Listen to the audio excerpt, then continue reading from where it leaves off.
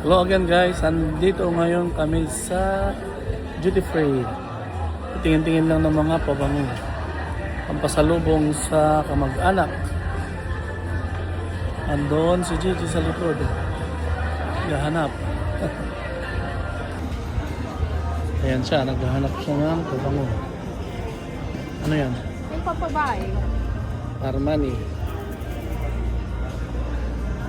Luggage mo, kung kalimutan. Ayan, mga pabango. Armani. May Joe Malone doon.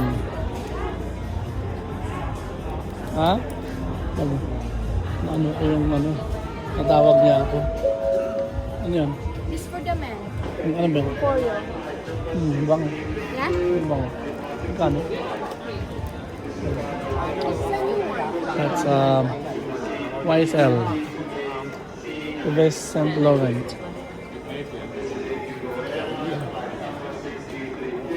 May Lancome, may Chanel. May iba. Marami mapipilian.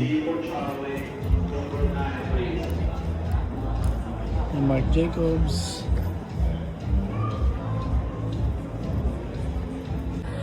So ayun guys, dito lang sa part na to. Marami pa doon sa bandang dulo. Kaso hindi ko pwedeng iwan itong kasama ko kasi wala siyang pantawag sa akin sakaling magkawalaan.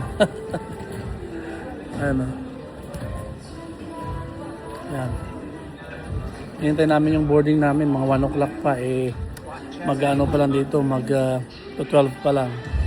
Maaga pa para check-in, sa boarding. Hindi pa sila nag-open ng kanilang gate. Tingin-tingin lang muna kung may magustuhan. His and hers na lang bilhin. Oo, his and hers na lang. Yung mga bata, meron?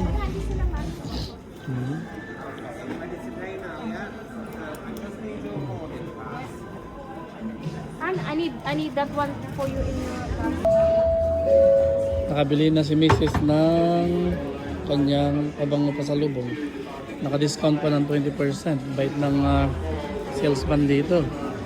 Sabi niya, hindi ko dapat ibigay, sabi niya, pero dahil nakabili kayo ng 4, bibigyan kayo ng 20% ng diskwento, sabi niya.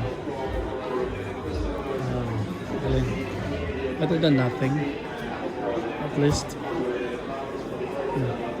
Bait siya.